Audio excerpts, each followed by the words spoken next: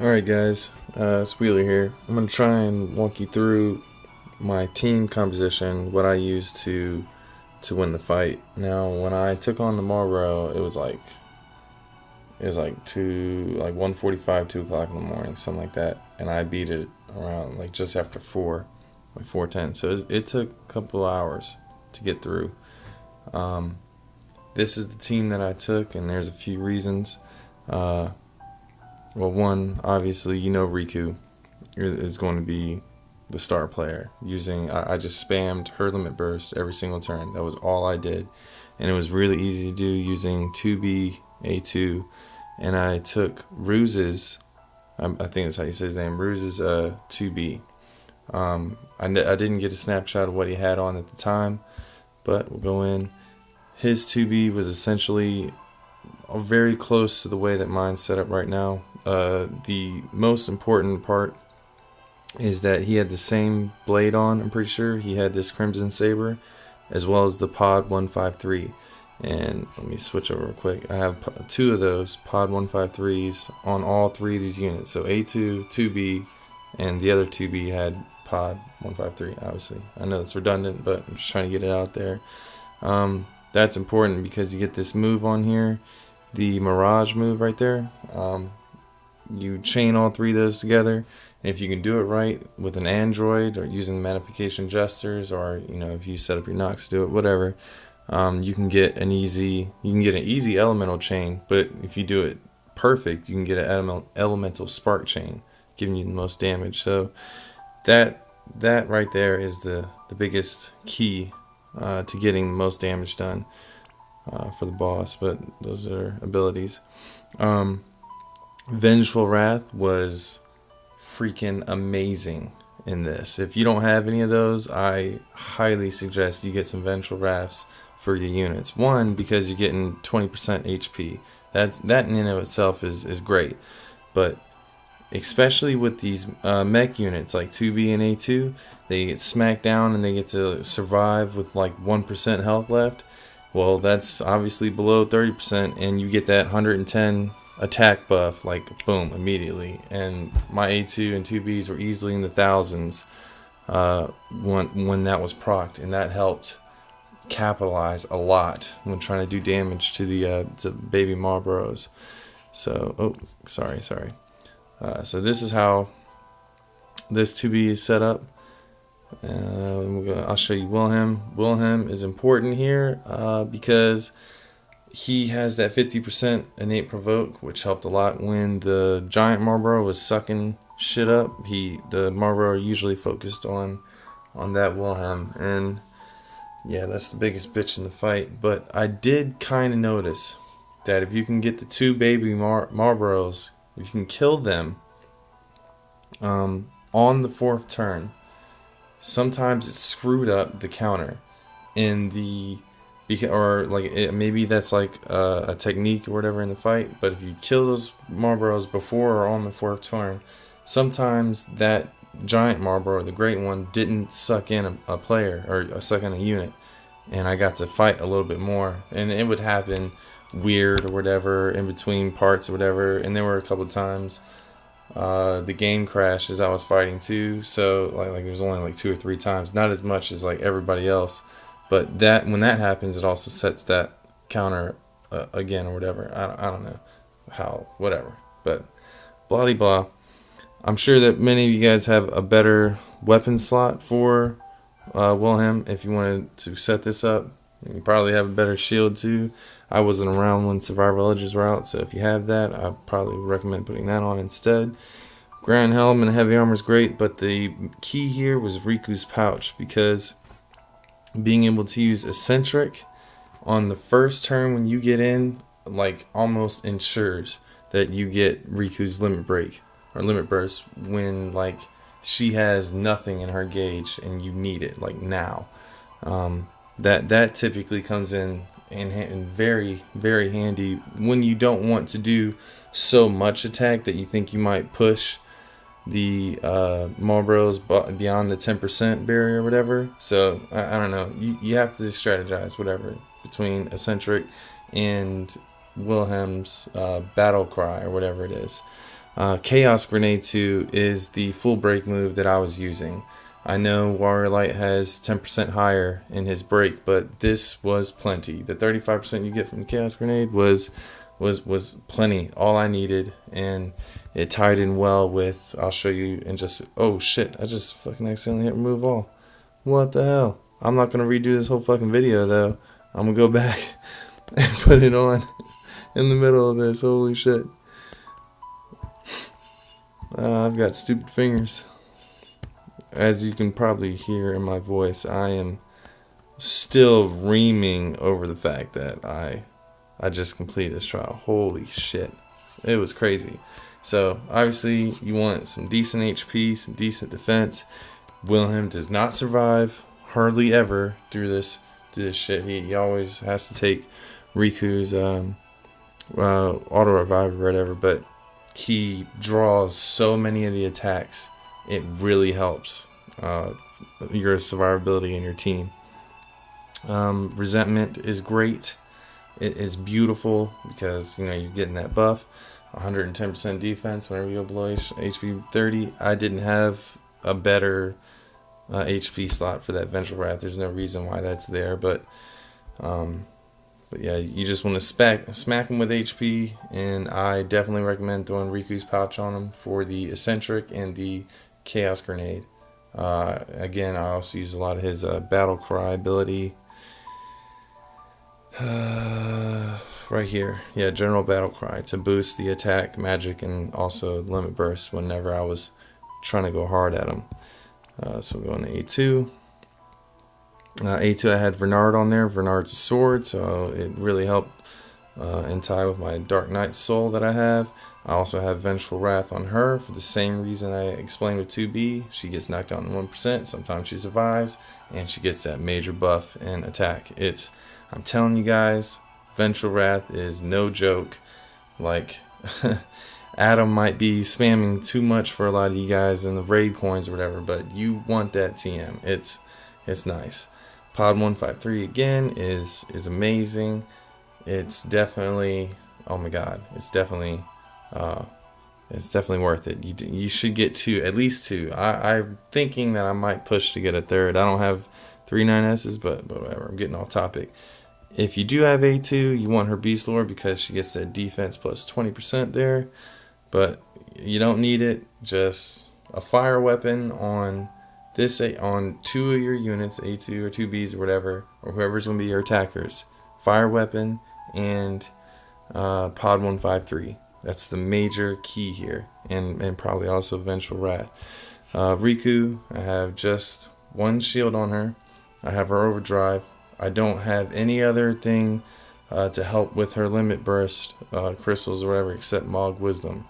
So that was probably the most difficult. Like, I was scared every single time. I had to like do all kinds of different things with auto attacks, or just hoping that the attacks between A2 and 2Bs would give her enough. And for the most part, it did. I think there was only like 1 or 2 times it didn't, and I had to like go in and straight auto attack with. I couldn't like do anything else with Wilhelm or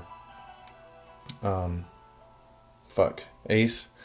And then there was one time I had nothing, and it just so happened that like RNG Jesus came through, and my Riku was able to survive with like a couple other units, and I was able to get them back. So, oh yeah, they all survived, obviously, because I didn't use any items. Yeah, I don't know. At some point, yeah, it works, but I definitely recommend, if you have the items like ribbons or something like that, throwing that on there, as well as like the ignorances and Cloud of Darkness, Limit Burst build, and all that other shit. Like, definitely throw that on if you have it. I didn't, but I was able to make it work. So hopefully that gives a lot of you out there some hope. I have Apron Dress on here only because of its high defense and spirit stats. There's no other reason for that. I don't have ribbon, another ribbon. All I have is that 1 discernment that you saw on 2B. But I just made sure to focus on confusion, paralyze, and petrification. made sure that those were nulled because I didn't want a turn to be wasted.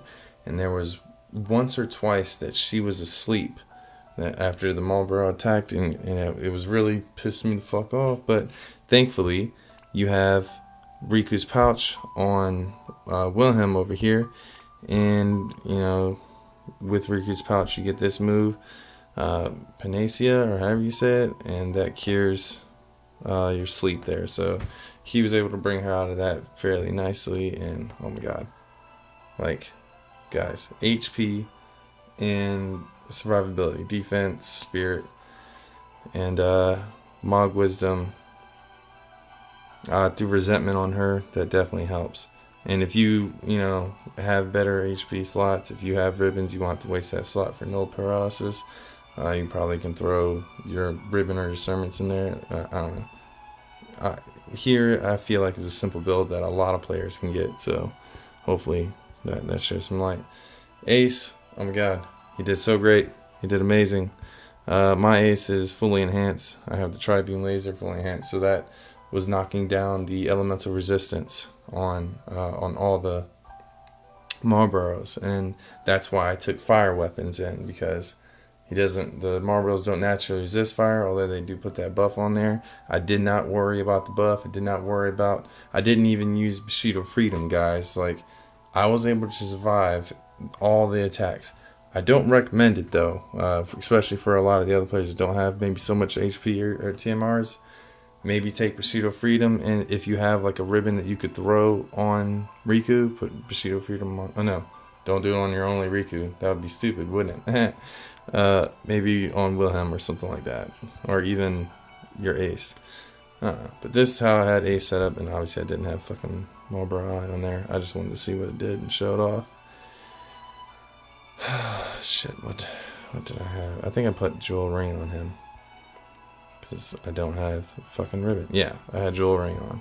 Again, focusing on paralysis, confusion, and petrification being the three that did not affect me, because I did not want a turn to be wasted. Especially with just naturally focus on confusion, because you will be able to cure yourself with Wilhelm's capability, granted that Wilhelm doesn't like fall asleep or something or whatever, but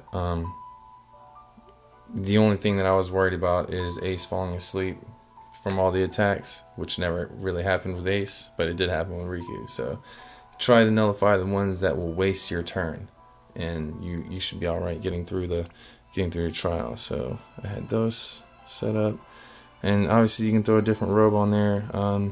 You could get by with Siren's robe if you got that from the previous trials or what have you. And then these were the other things I had. Oh, I didn't have Malboro's Whisper. What did I have in place of that? I think I had another Vengeful Wrath on him, because it was 20%. So he had a little less he had the same HP. Yeah, it was, Vengeful Wrath was on there. Just for the HP again. So that was my team comp, guys. I really don't know how to do these videos. I probably should get a little bit better at this, but I'll try. Anyway, just recap. Fire Blades really helped out. Ace's ability tri-beam laser, beating down the fire resistance. Using pod 153 on both the 2Bs from the one I had from Rhuse. Again, shout out to Rhuse. Oh my god, when I saw the setup that you had, I was so thankful, because I've been hoping for that all day, and you were the first one that I was able to use that had your setup pretty much like this, and it was awesome. Thank you very much, Rhuse. But yeah, I was able to elemental spark chain with my A2, my 2B, and your 2B, and it did so much damage. It was definitely the key. So yeah, I'll just do one more quick run through so you can see. So like I said, first turn I got in, all my attacks I ever really did was the Mirage move from all three pod 153s. I used Mirage. Beforehand, I would either decide to put up Eccentric or use Wilhelm's battle cry to get the LB boost or whatever. So I would decide between that or Chaos Grenade to break the defensive spirit. First move, I build up the LB gauge, okay? And then chain with all 3 of my Pod 153 guys, and I also use Ace's Tri-Beam Laser. I use that first and then chain with everybody to do as much damage, obviously. That gets me, with all those moves and all the crystals flying around and going nuts and crazy, that builds her limit gauge up, and then I use her LB. And then I just take it from there. I'll either use Devotion or whatever, or Lucky Card or whatever it is to MP charge the entire team with Ace, or I'll just do another Tri-Beam Laser just to get a little more damage in there. Riku only used her LB gauge the entire fight, I'm pretty sure. I pretty much only used Mirage with my A2 and my 2Bs until I was able to get the Malboros down to like the 15%, and then I could use the limit burst. I chained my 2Bs first to get the little robot to come out, and then like maybe a half second later I launched A2's LB attack, and that did insane damage as well. I then figured out about halfway through that I could do more damage if I instead killed off the smaller 2Bs, training my Mirage attack, and then on the very first turn, after the 2 miniature guys respawn, then I used my limit burst attack. So you kill the 2 smaller guys, they come back. All the debuffs are still on the major guy, right? But I use I would use the buff for attack and magic with my Wilhelm, and then I would use the LBs because it would do that much more damage to the greater guy, and that helped in getting him down quicker. But take it slow, do what you gotta do. I know I was all over the place. If you have questions, please feel free to comment, whatever. Ask me whatever you got to. But I'll probably end up doing another video playing through the raid or playing through the trial again just to get the whole thing recorded in there. I couldn't do it this time because I didn't think I was gonna beat it. Honestly, this was like my 11th or 12th try. So thanks for watching. Catch you later. Bye.